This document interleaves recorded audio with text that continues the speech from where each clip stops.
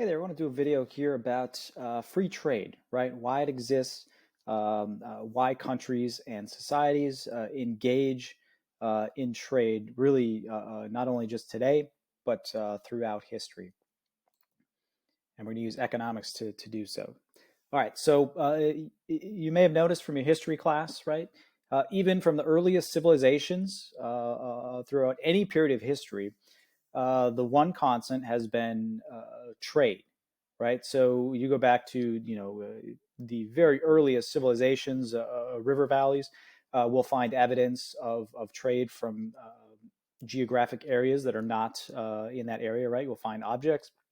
You talk about the trade routes of the Roman Empire, the Greek world, or the Silk Road, right? So it really doesn't matter what time period or what area of the world you're looking at.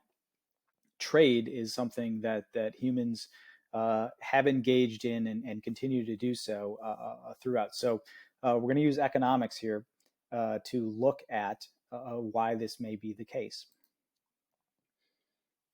All right, so in economics, we often use oversimplified examples um, uh, as models of the real world, and then we try and extrapolate, see if we can find anything from those simplified models, and then see if that tells us anything about the more complex world.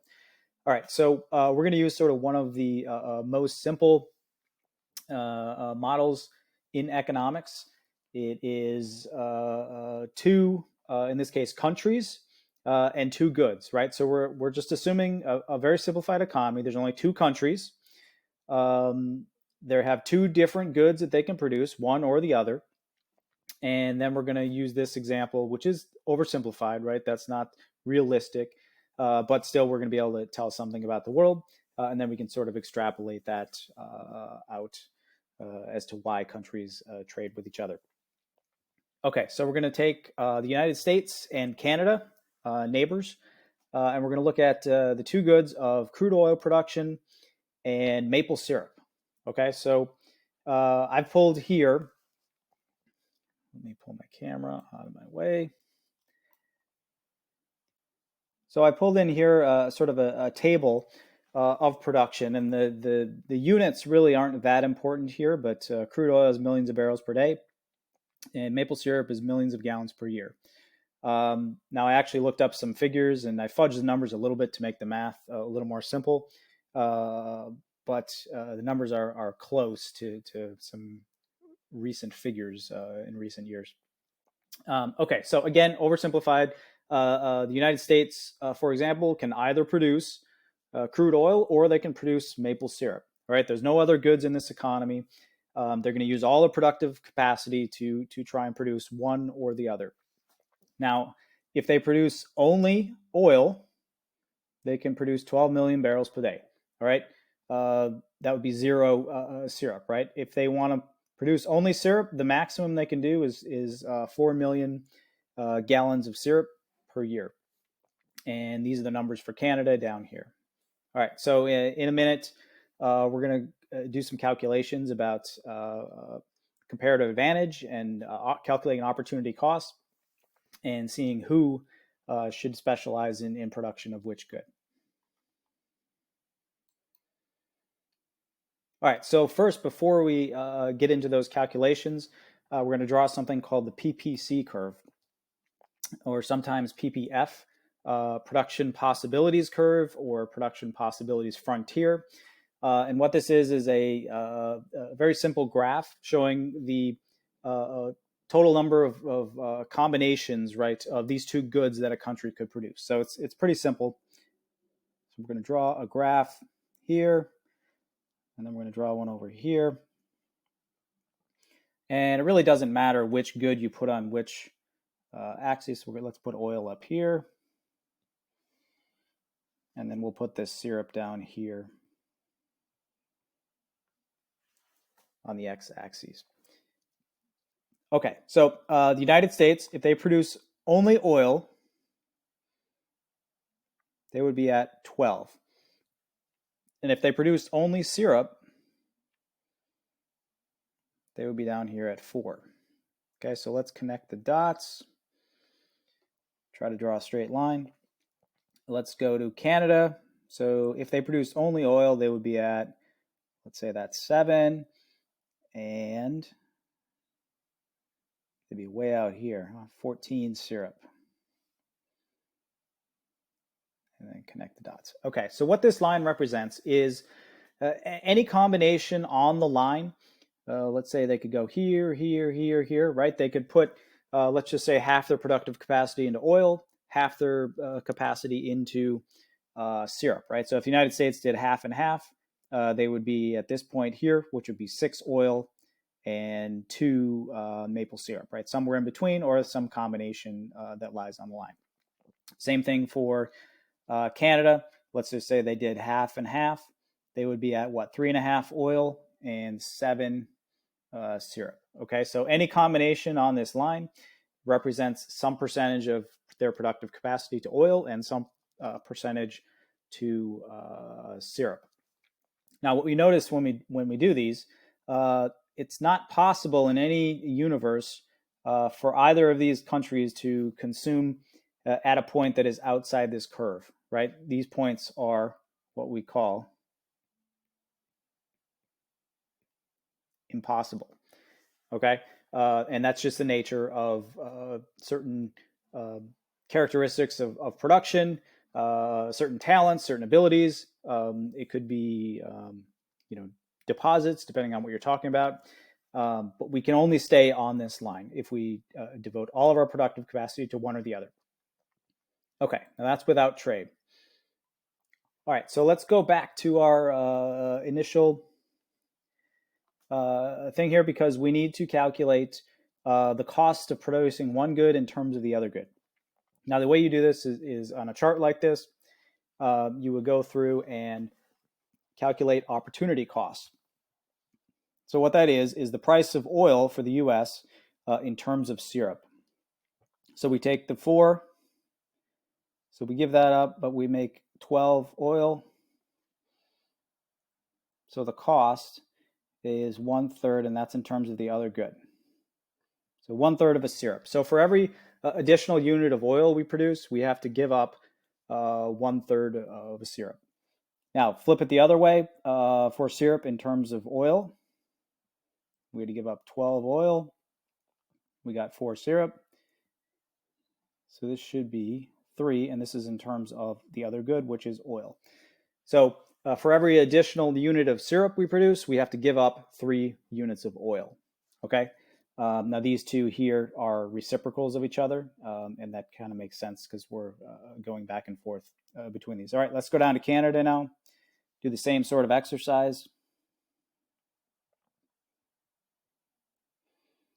And that's in terms of syrup.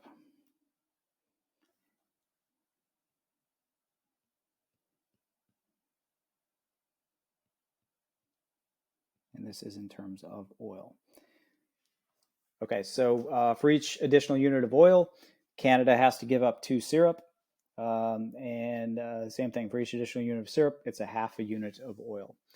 Okay, so, and again, these are 2 reciprocals of each other. All right, so, well, now what do we do? So whoever produces at the lowest opportunity cost is the person or the country that should specialize in production of that good.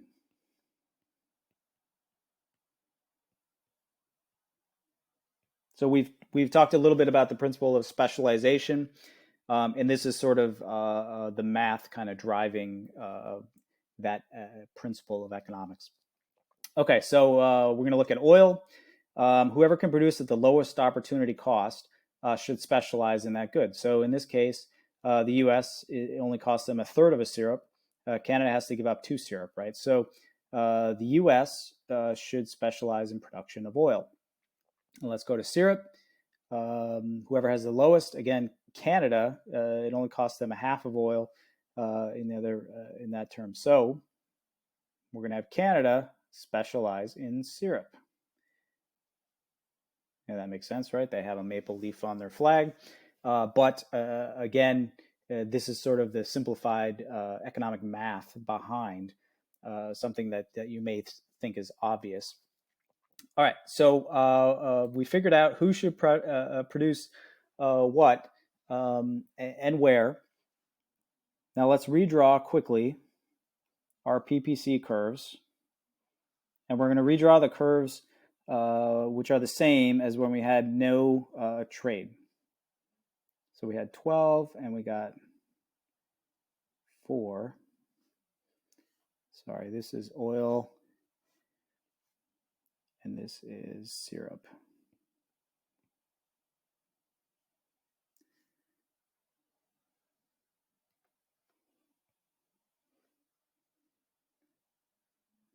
Sorry for my writing.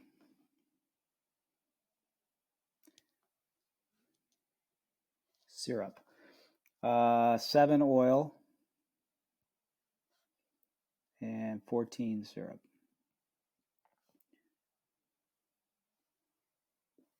Okay, so that was our original PPC curves without trade, right? So either of these countries could consume anywhere on their curve, but now we're introducing the idea of that, oh, okay, they discover that they're next to each other, and we determined that the United States had a comparative advantage in oil, and Canada had a comparative advantage in maple syrup, right? So now they're going to decide, oh, hey, we can specialize. So US, you produce oil. Canada, they're going to produce syrup. And then maybe we can trade with each other, and then let's see what happens. Now, there's something called the terms of trade, right? So there's actually a sort of a range of various prices that both countries might agree to trade. So I already set one up here just to keep the math simple and show you sort of what's going on here. So they have agreed to a price of trade of 1 unit of oil for 1 unit of maple syrup. Okay, so they're going to trade 1 for 1. So you can use sort of different examples, but let's just say they trade 6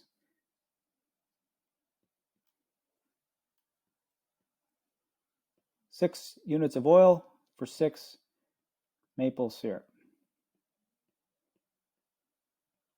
And then we're going to look at the original PPC curves and see what happened for this case. So what that means, so the United States is going to produce initially at this point, and Canada is going to produce initially at this point, right? They're going to have 14 syrup, but 0 oil, but they're going to trade with each other, right? 6 for 6. So where does that put us? Well, let's start over here with the United States.